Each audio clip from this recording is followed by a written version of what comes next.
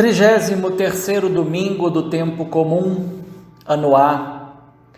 Primeira leitura, Provérbios 31, versículos de 10 a 13, 19 a 20, 30 a 31. Salmo 127. Segunda leitura, 1 Tessalonicenses 5, 1 a 6. Evangelho, Mateus 25, 14 a 30. O que fazer com os dons e carismas que Deus nos concede?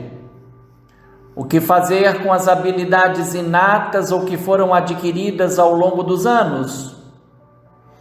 O que cada ser humano pode ser na vida ou alcançar de forma como a administra?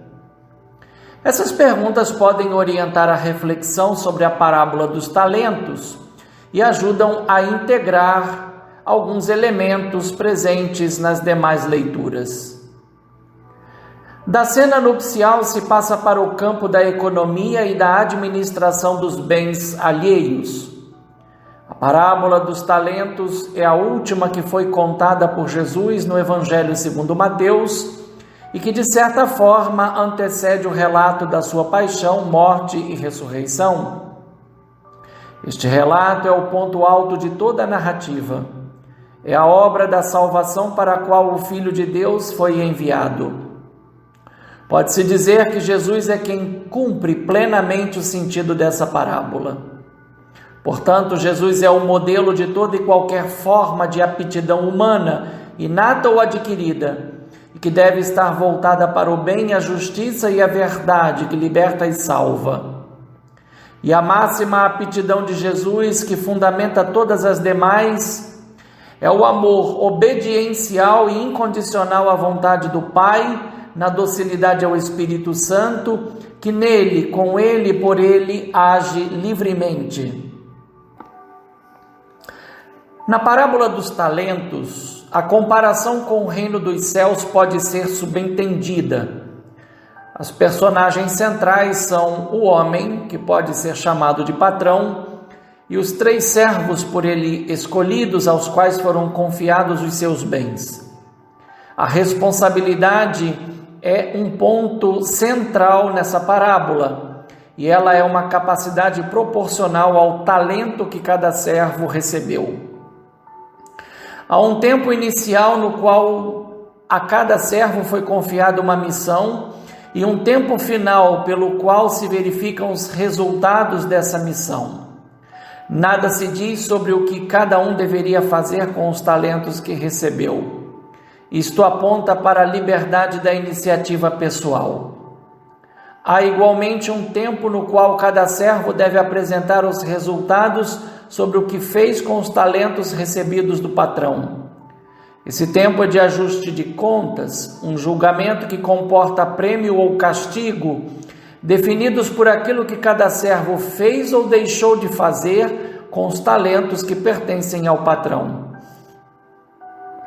O dado curioso é que o prêmio tem a ver com uma nova missão. Como foste fiel na administração de tão pouco, eu te confiarei muito mais. E com um chamado, vem participar da minha alegria. Já o castigo tem a ver com a expulsão para um lugar de trevas, onde há choro e ranger de dentes, devido à negligência em relação ao bem que foi confiado. Nota-se a clara oposição entre alegria e choro com ranger de dentes. Também é possível notar a relação entre causa e efeito, mas que não acontece de forma mecânica, pois cada servo teve a liberdade para usar suas iniciativas e capacidades na administração dos talentos recebidos. O homem que viaja para o estrangeiro é Jesus e tem a ver com o mistério da sua ascensão. Os servos são os discípulos. Os talentos confiados são, antes de tudo, os frutos do mistério pascal a serem disseminados pela missão evangelizadora, pela qual o mundo passa a ter contato com o anúncio da salvação. O ajuste de contas reflete o juízo final. Os talentos são representados pela quantidade que o patrão confiou a cada servo. Naquela época, um talento era um critério de valor e equivalia aproximadamente a 34 quilos de ouro, prata ou bronze. Por associação, o substantivo talento passou a ser entendido e usado como indicador de aptidão, isto é, com o que de notável cada ser humano possui de forma inata ou é capaz de desenvolver. Na parábola, 3 servos receberam quantidades distintas de talentos em uma escala decrescente, 5, 2 e 1, mas se diz a razão, conforme a capacidade de cada servo. Isto indica, sem dúvida, que o patrão conhecia os 3 e sabia do que eram capazes de fazer com o que receberam. As atitudes do primeiro e do segundo são semelhantes e com ótimos resultados. Cada um dobrou a quantia pela forma como trabalhou. Contudo, nada se diz sobre como foi o procedimento do que recebeu 5 e do que recebeu 2, e como conseguiram dobrar o valor que receberam. A diferença e foco, no entanto, estão sobre o que receber apenas um talento. O ponto não diz respeito à sua incapacidade, mas ao seu medo de sair e, a exemplo dos outros, trabalhar e fazer frutificar o talento que recebeu. Ao lado disso está a crítica do patrão a partir do próprio discurso feito por esse servo, que sabia muito bem quem era o patrão e como era o seu comportamento. A fala do terceiro servo é chocante. Senhor, sei que és um homem severo, pois colhe onde não plantastes e ceifas onde não semeastes. Percebe-se nessa fala o deslocamento da responsabilidade atribuída ao servo para a severidade dada ao patrão. Se o servo era consciente disso, por que então não recusou o talento? A diferença de uma semente, como várias vezes o reino dos céus foi comparado, o talento não brota da terra e não se reproduz sozinho. Nesse sentido, a parábola aponta para a necessidade da colaboração humana. O patrão, porém, não confirmou toda a fala do servo, mostrando que ele não o conhecia, pois não aceitou a definição de ser um homem severo. É o que se nota na resposta do patrão, que só repetiu a segunda parte da fala do servo. Tu sabias que eu colho onde não plantei e que ceifo onde não semeei. Jesus disse algo parecido aos discípulos em João 4,38. Eu vos enviei a ceifar onde não trabalhastes. Outros trabalharam e vós entrastes no trabalho deles. Ao lado disso, o patrão apresentou uma solução que podia ter sido usada pelo servo e que certamente corresponderia à capacidade dele, razão pela qual lhe atribuiu apenas um talento que poderia ter sido aplicado com investidores para ser recebido com juros devidos. Talvez melhor que banco seja traduzir por investidores que emprestavam a juros. Uma prática comum na época e que, inclusive, possui uma regra como se encontra em Deuteronômio 23:20. Mais chocante que a fala do terceiro servo é a dupla decisão e a sentença do patrão sobre ele.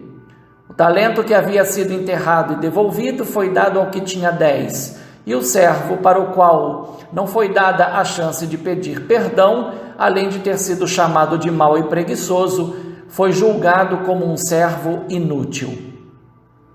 Para a comunidade de Mateus, a imagem do terceiro servo e da sua ação apontam para uma verdade fundamental. A boa nova da salvação não pode ser enterrada.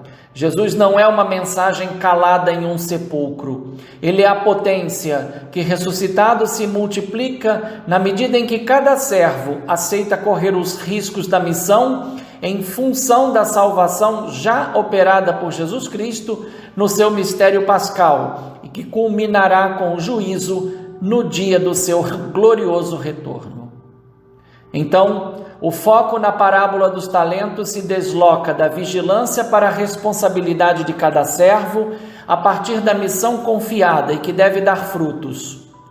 Cada discípulo precisa, antes de tudo, descobrir que é gestor do dom da vida que recebeu e que por ela possui ou pode desenvolver várias habilidades.